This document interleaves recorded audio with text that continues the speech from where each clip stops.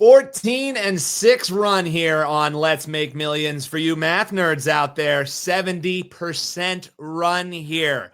4 straight winning weeks. We're here to make it 5 straight with 5 NFL picks coming your way. Dan Alexander in the driver's seat, and in the cockpit with me, my man, the myth, the legend, Adam Rosenberg, a.k.a. Berg. You can follow him at Hey Rosenberg.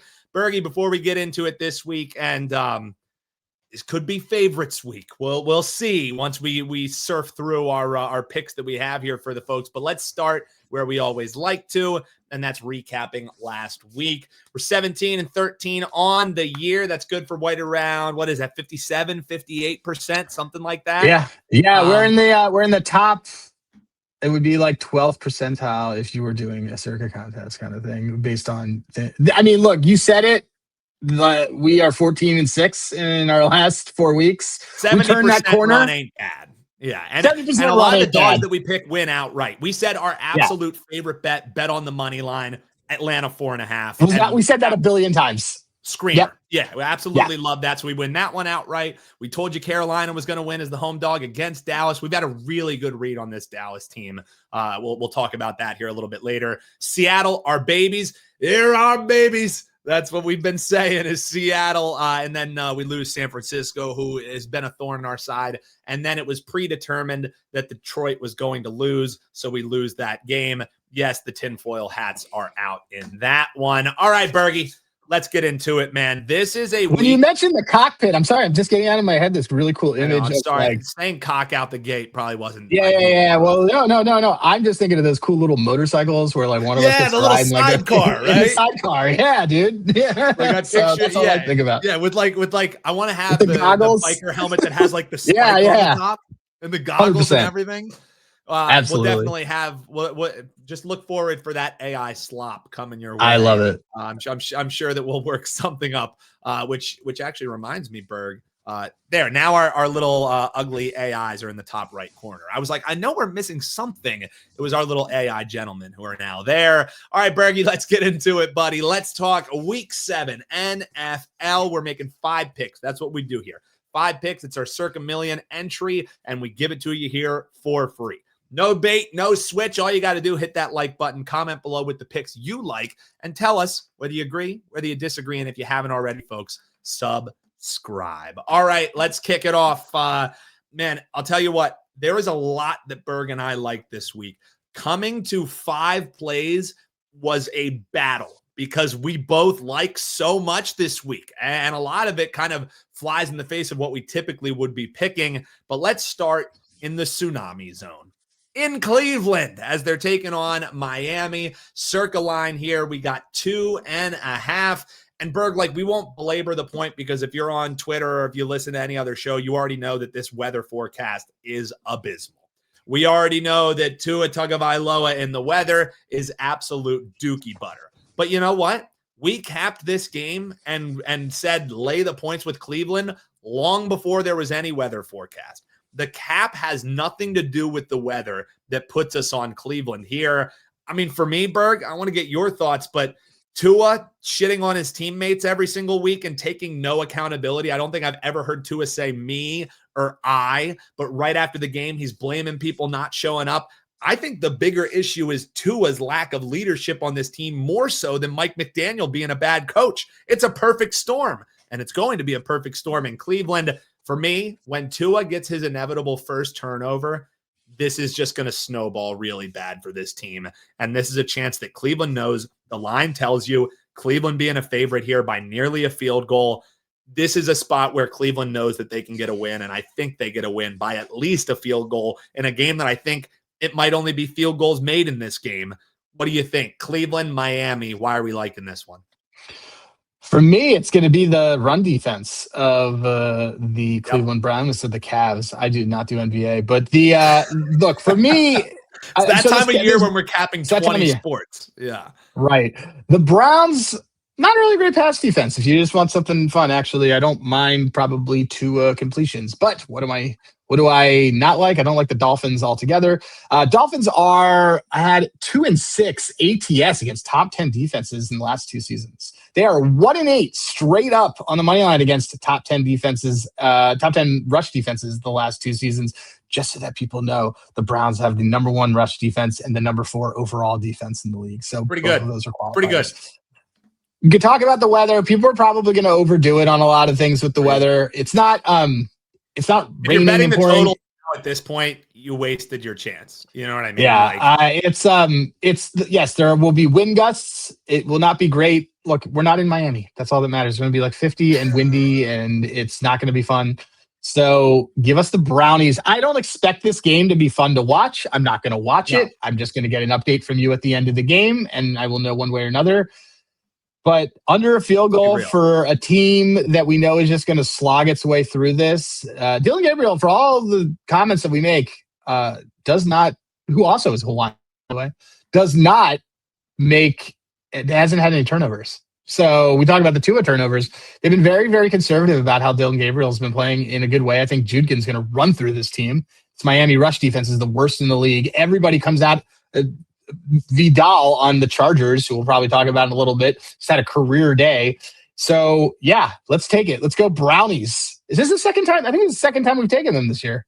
Yeah, and they've been good to us. They've been real good to us, have the Cleveland Browns. Bad teams in spots have been really good to us. I mean, Panthers, probably Titans is the only one that we haven't been able to cash in on, but we maybe would like to this week, but we went to battle on that one. Yeah, you nailed it. And yes, we know the inevitable comments that will come. Well, hey, guys, don't you know that the Browns have scored 17 or fewer points in 11 straight games and they've gone 1-10 over that span? Yes, we know that.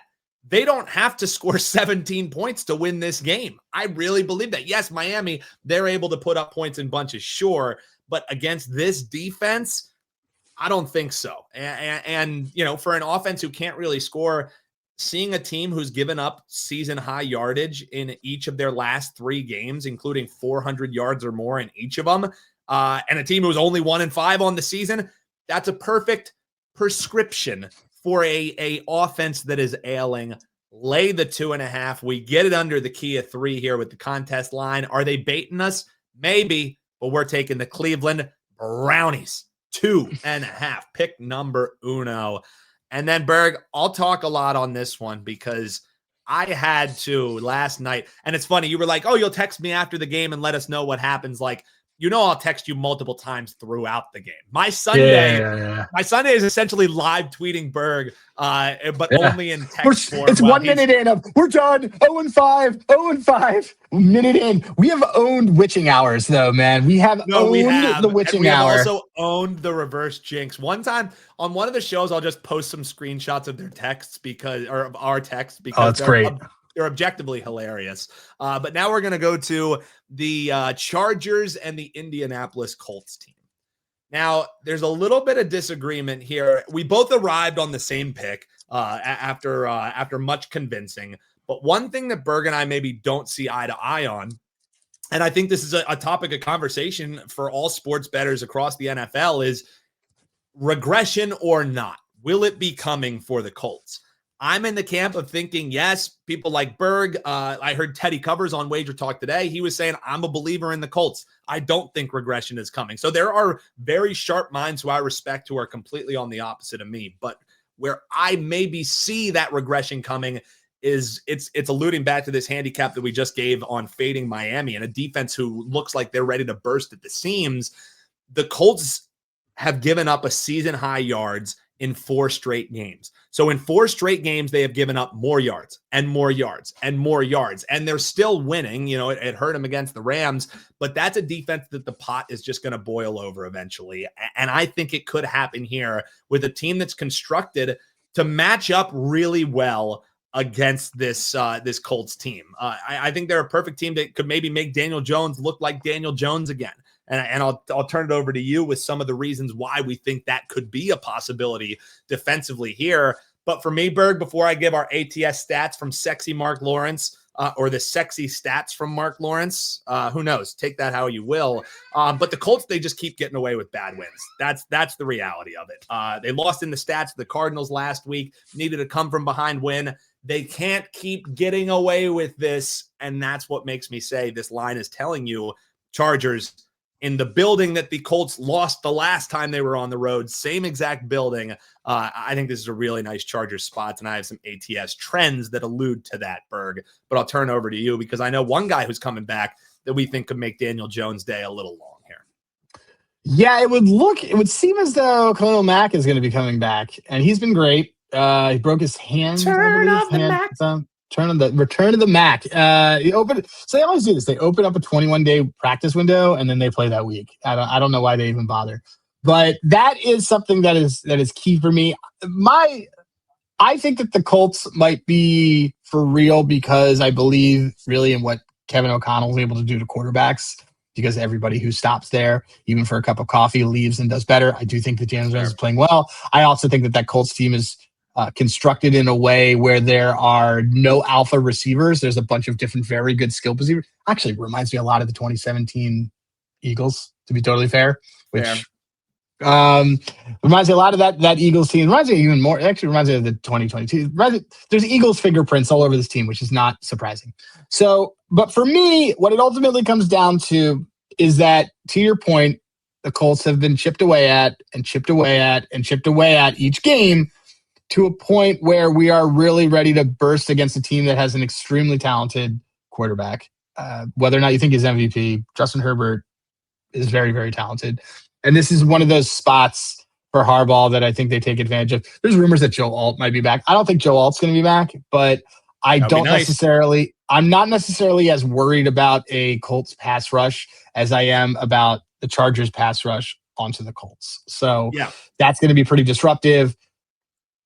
The line is telling you, I know this is multiple east to west trips for this Chargers team over the last couple of weeks going back home, but let's take it. Let's go to the Chargers over the Colts.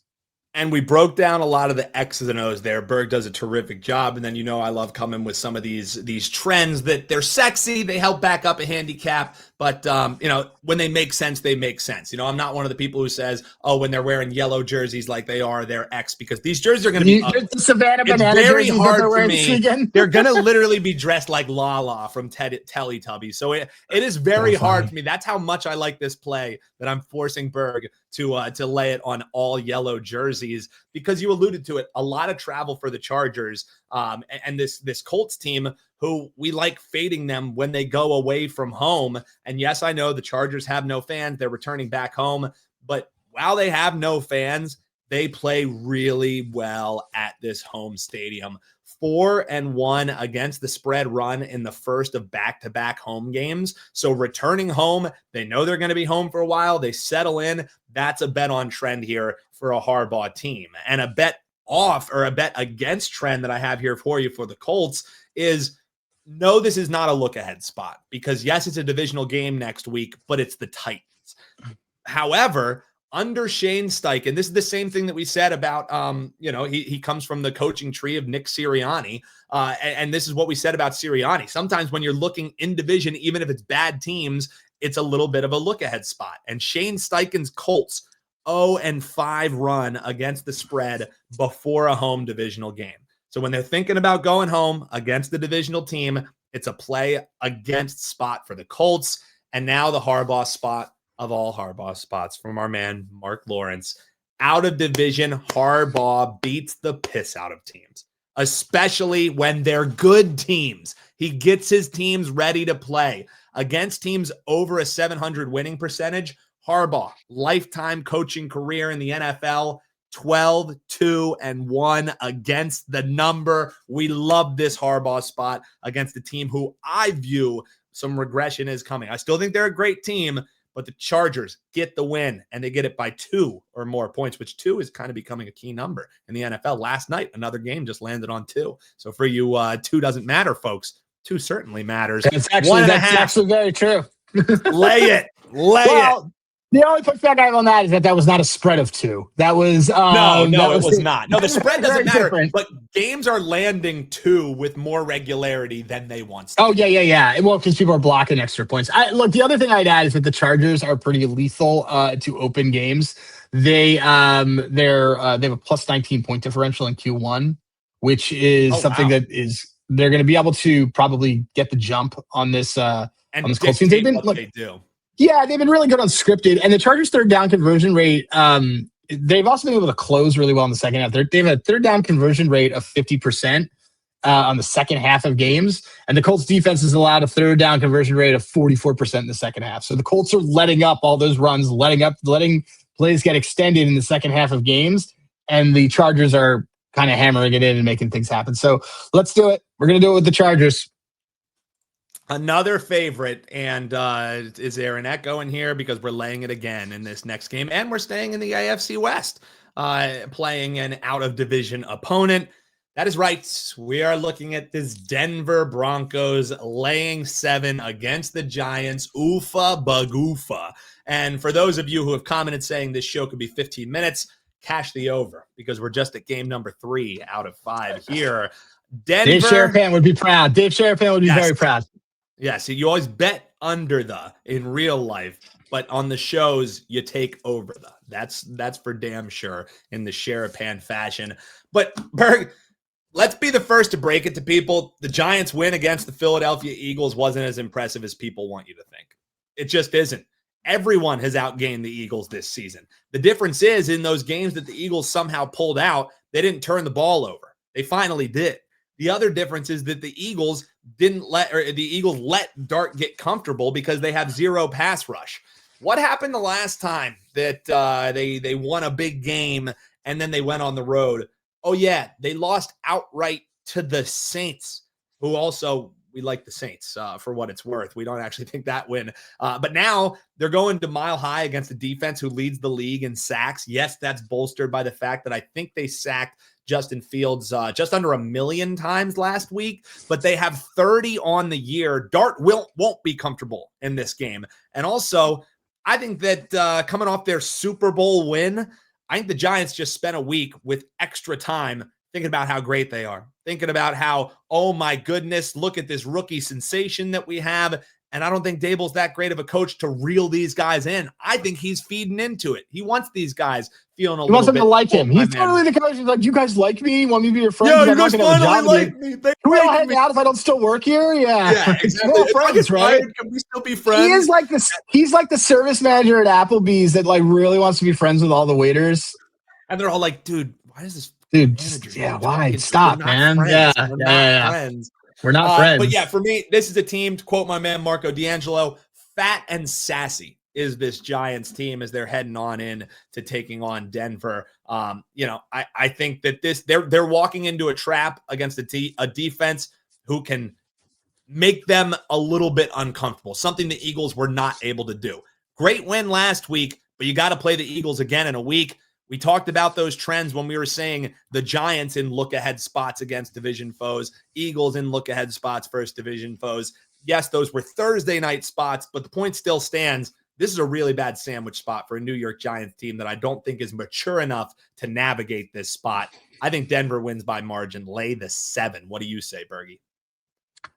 Broncos are going to be able to run the ball. And when you run the ball really well against this Giants team, that is, by the way, second worst in the league in yards per carry. I believe it's 6.1. Which makes that Eagles loss that much more. I don't want to talk about it. But look, the Broncos are 7-2 when they rush for more than 120 yards. And the Giants have allowed an average 135 since the start of the 2024 season. So past 2 years, they've been very bad at this. And so let's continue to do this. Again, look, we could be dorks and just tell you the line is telling you everything you need to know. Like you said, you had a Denver team that struggled against the Jets and now is laying 7 to a Giants team when they're at home.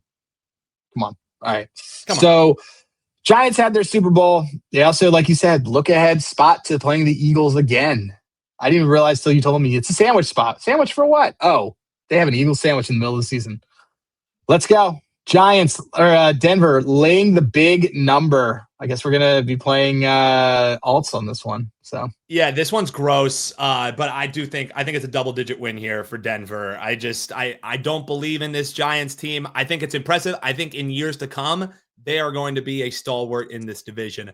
I also think, for all the people who are like, oh, Dallas to win the NFC East, like I low-key think a Giants to win the NFC East ticket is a little bit more live than Dallas to win. But I say that as we continue in the NFC East, and an all NFC East affair. Dallas taking on Washington. And Bergie, this is one of these situations where the line has moved. So we are getting an advantageous line here. A home dog?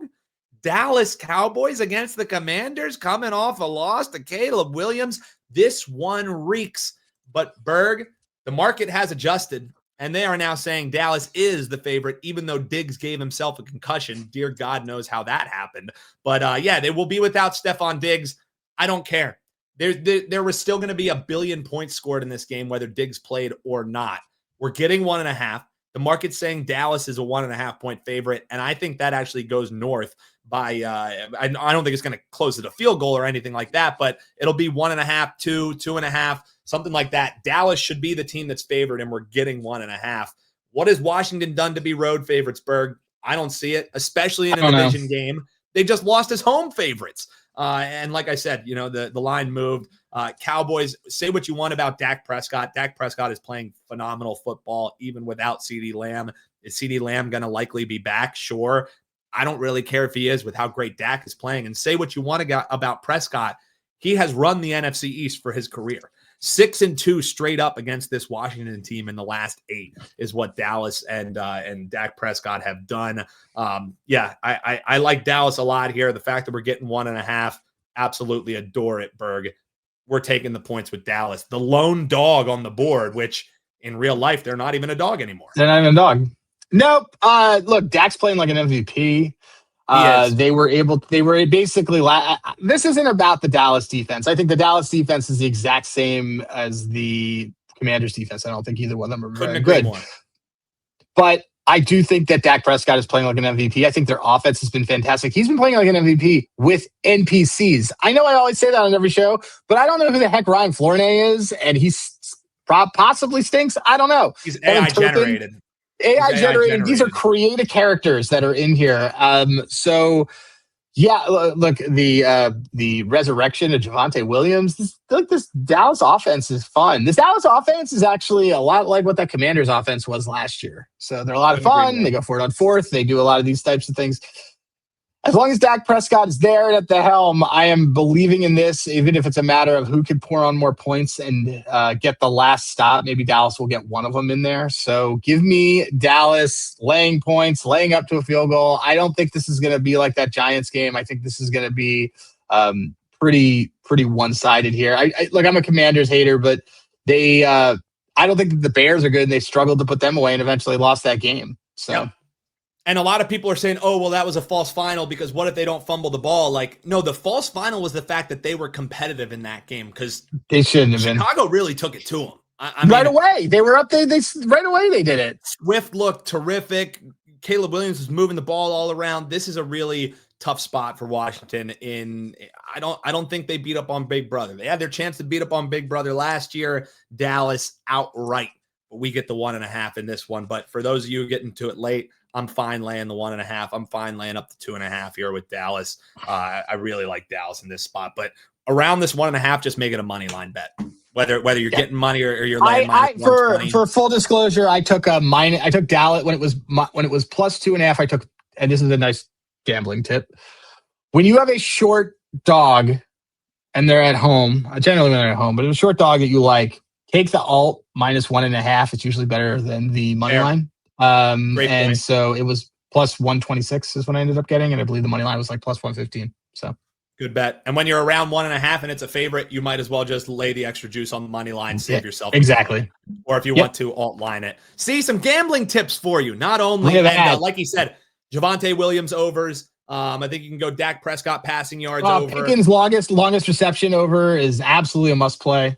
Zach Ertz receptions. I think you can eye that. I think you can look at what's the his name's escaping me. Tight end for the Dallas Cowboys. Ferguson anytime touchdown. Just do it every week. I like Ferguson a lot this weekend. He should eat. All right, Monday Night Football has been very kind to us. And when I say very kind, I mean we've done one Monday Night Football pick this entire year, and we cashed outright with the Bills. So, But we liked both our teams. We liked the Bears too, and we didn't bet them. We liked the Bears, but we were like, we can't take both. We can't take both underdogs of them on Monday Night Football. Should have been really 4-1 last week, but these are the dumb things that Berg and I do to each other. We'll still take the 3-2 week. But we're going to finish off a winning week with a winning play here. Everybody loves Baker Mayfield. Baker Mayfield has absolutely killed us this year. I text you every week. I hate this man. I hate this man. I hate this man. Well, I'm looking to Papa Danny Campbell to finally stick a kibosh in what Baker Mayfield has done to me all year long. Look, for me, man, we're laying the 5.5 here with Detroit. This is an alt line play for me. I think this is a Detroit slam spot. Tampa Bay has continually won, made it close games. But if you remember what happened last year, Detroit knows they have to put this team away. They cannot let Baker Mayfield hang around. And he's going to take shots downfield, sure. And you're going to be missing Brian Branch, but this is a team that is going to be very motivated off a loss. And don't just take my word for it. That's not just me just talking out of my ass. How about the fact that Dan Campbell, best spread record in the league off a loss, 57-31-2 is his against the spread record. Now, if we're talking about against or off a loss, the thing is they don't only just beat up bottom feeders; they beat up top flight competition. When this team is facing off against opponents with 500 or better records, how about Dan Campbell when those teams are coming off a win? As the Tampa Bay Buccaneers are. 24-5-2 against the spread. No one takes a team who is winning and feeling good and demoralizes them quite like the Lions do, and they're off a loss that they never really even had a shot in because that horrible officiating. Now, I'm not saying it was rigged. I'm not saying anything, but I'm saying that the Lions were fighting an uphill battle last week, and they are going to be pissed off because of it. They love playing on Monday Night Football. I have a stat for that. And I have a shocker 10-0 angle for you after Berg tells you why we love this play. This was one that before the lines even came out, we said we're betting Detroit. Midway through that game against the Chiefs last week, we said we are betting Detroit last week because this is going to be a super pissed off football team, which is a Dan Campbell screamer spot. Yeah, they're also not a good pass defense. They're good rush defense, but they're not a good pass defense against a team that has elite playmakers on offense and the best pass offense in the league. We said this last week, but look, this is kind of a perfect storm for us. It's a team that we love to back off a loss against a team that bothers us off a win. So there's nothing that we like more than seeing the air taken out of the Tampa Bay tires than Dan Campbell being super petty and dumping on them. So, like you named it all. Like I was trying to find some other stuff. Everything just points to Lions off a loss, Lions off a loss, Lions off a loss. ATS, money line, the whole thing. It's by margin. I think that they're going to be getting a couple of their guys back on defense. I do worry about obviously a little bit of the D-backs on the Lions side, but my understanding is that what I feel like is they're going to get such pressure on Baker that I don't think it's going to matter. And I think we can't ignore that the Tampa Bay is pretty banged up too. It sounds like Mike Evans may play. That's helpful.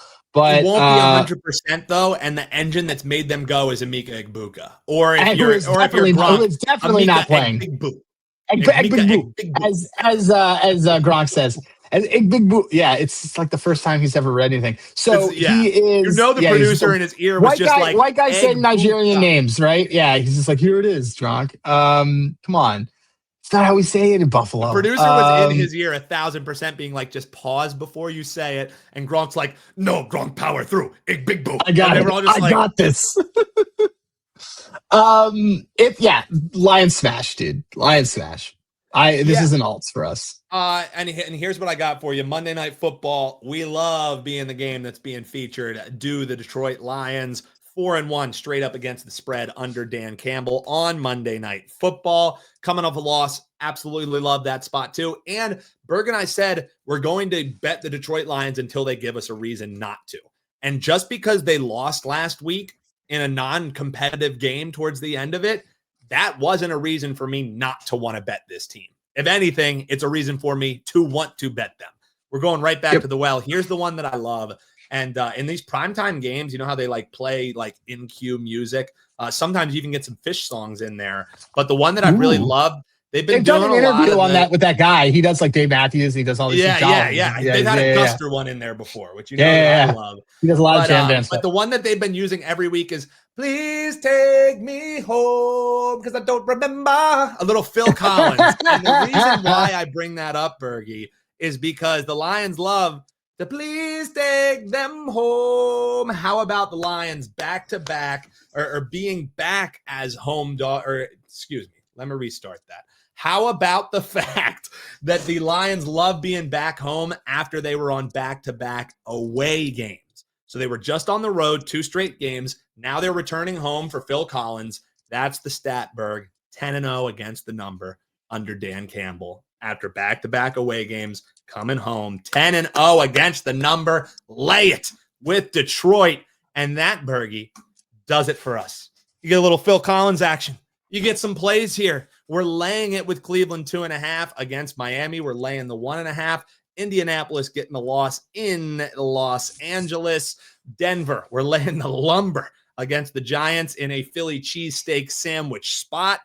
Dallas plus the 1.5 against Washington, and lay the spot with Detroit against Tampa Bay. And Berg, that is going to do it. Just over 30 minutes. That's perfect pacing on the show. You and I back to the studios, man. Always a good time. You can follow Not him. a hotel anymore with the boom, it's boom, nice. Boom going. Nice being out. And those new earbuds, there's new AirPods. They look real nice, buddy. Sean Green hand delivered those babies. Delivered. Wow.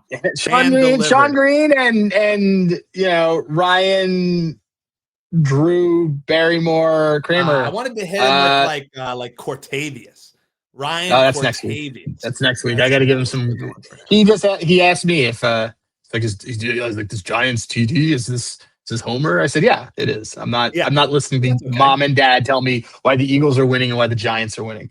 Like, I do not do shows on your network, so you guys can tell me that. No, Sean, we're on Sean's shit list right now. Our man Sean Green over with SGPN. Amazing, super on his shit list. Our blood money. He literally started a group chat just to be like, you guys are rats jumping the ship because we want to fade you. Well, it didn't end up in the contest picks there for you, Sean. So, hey, folks, if you enjoy the show, all we ask you to do, hit that like button. If you haven't already, subscribe and comment below. Do you like us? Do you not like us? What are you betting this week? And, folks, until next week, we'll see you in week 8. Let's go 5-0. We'll take 4-1. A winning week. Do we make it 5 straight? Comment below and let us know. For Berg, I'm Newbie. We'll see you next week. Let's make millions.